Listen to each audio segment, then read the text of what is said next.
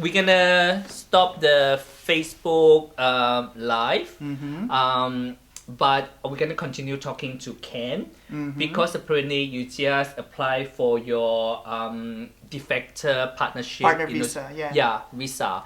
And then we can talk to Ken so we can know about some detail like how much money you guys spend, to just try to apply for the visa. Okay? Yeah.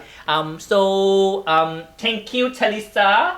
Thank you. Coming to talk to us. Yeah. And talk to TSchitchat audience as well. And for the podcast audience as well. So yes, so can we say goodbye? Okay. Okay, bye everyone.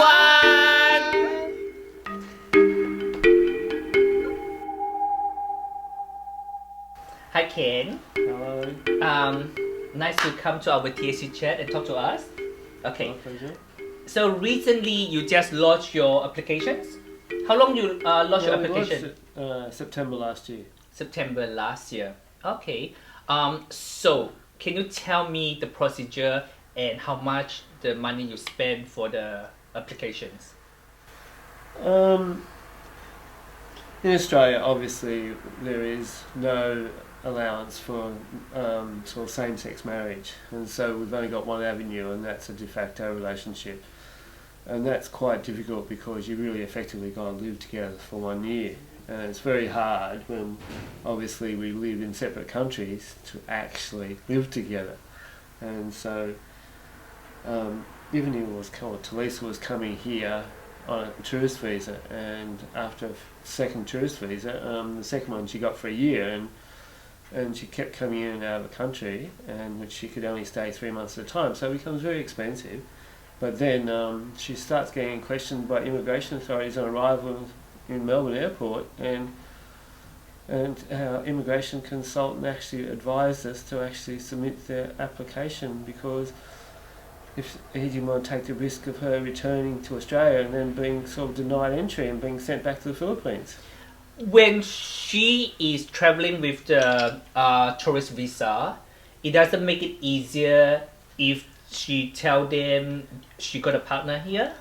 Well, you're not really supposed to be having a relationship on a tourist visa. Okay. You can obviously come to Australia to visit family and friends, okay, and things like that. So it's just obviously awkward in these situations. So it doesn't help the whole thing. So basically, after 1 year, you stay in Australia, and then you can apply for the visa. No, you have to effectively be in a domestic relationship, living together. It can be anywhere. Okay. We could have been living together in the Philippines for 12 months. Okay. But obviously I've got family and my career in Australia, so that was kind of difficult to do that as well. Yeah. We just make it shorter for the audience. So you live together after 1 year, you apply for the applications, and then how much you have to spend? Well, I think last year the cost was like nearly $7,000, but it goes up every year. Yes, it goes up everywhere. Because when I applied, like maybe 12 years ago, I think the fee is like probably 1,500 or 2,000. Yeah, but that would have been sort of like 12 years ago. Was that a partner visa? Yeah. Oh, okay. Yeah. So 7,000 for the application fee, and you use a lawyer as well. Immigration consultant, yes. Which is cost you $4,000 to $5,000. Okay, so this nearly we're looking for between 11 to 12,000. Yep. Okay, any kind of documentation they ask you to provide? Oh, you need to supply all this thing to prove that you're actually in a relationship, and it's not a sham. It's like you got to have photos, you got to have bank accounts, you've got to show, have all these statutory declarations from family and friends knowing that we're actually in a relationship, things like this. We used your cousins in Sydney, we had other friends in Melbourne state or certified that we're actually in a relationship and it's not a sham, basically. And I think I'm helped too. Yeah. I did help. And Mama Geisha. Yeah, Mama Geisha as well. Norbert. And Peter. Yeah, Peter. So after 1 year and then 7,000. So after since September, is she getting a bridging visa yet, or just no? Once you submit an application, you automatically get a bridging visa, which is current until they make a decision. How long to take them to make the decisions? Well, in September last year, they were expecting 12 to 14 months. Okay. And if they make the decision and if she pass, what's gonna happen next?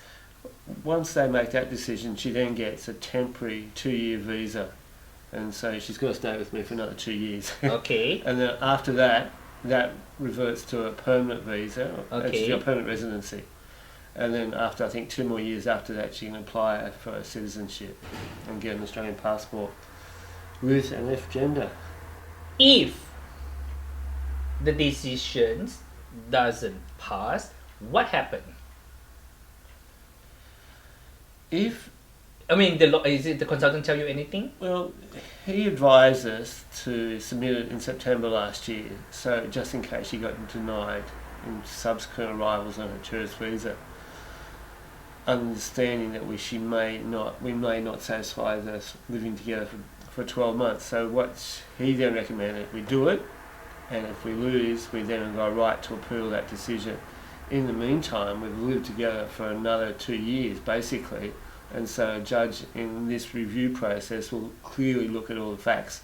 We've lived together for virtually 3 years, and no judge would then dismiss that case. He would dismiss the case, and so we would then get the permanent visa. Yeah. I just want to know, just in case, you're right. So let's say if not passing and you want to review the result, will you cost any extra money to review the result? You just got to appeal, and then you just probably have to engage some lawyer to help you in that case, and that'll probably take you 12 more months. Okay. Well, good luck for that, okay? Thank you. Yeah.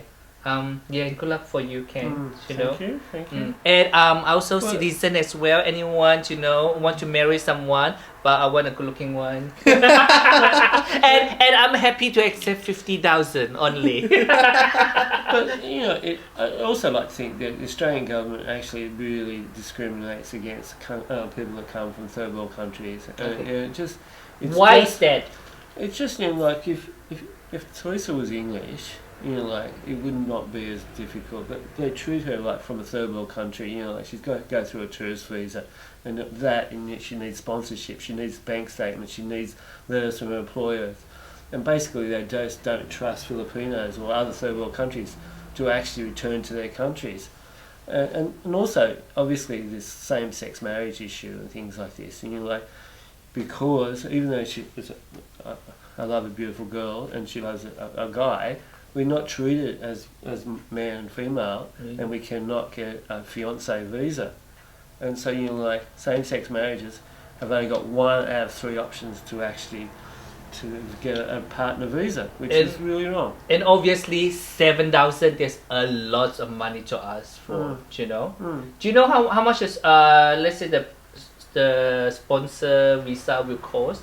Like if you're a normal heterosexual partnership? I'm not sure. It's probably the same money. But what I'm just saying is because we're same sex in legal position, we actually got to live together for 12 months. Yeah. If they had same-sex marriage in Australia, I am certain we'd be able to get a fiancé visa and not have to have any of these requirements. And you'd just be able to, if we got married, we'd just get a normal fiancé visa. That, So it treated you a bit like a second-class citizen? Yeah, obviously, but I'm more disgusted with Australia, how they treat third world country people. It's kind of embarrassing that, the Filipino is judged to be inferior to, say, an English person or an American person. Yeah, that disappoints me. Yeah, I know what you mean. When I used to have to apply my visa as well, So, and thank you for my ex-boyfriend, Alex. When we used to fight, I'm crying and I'm like, but no, I have to stay. But I love you, darling.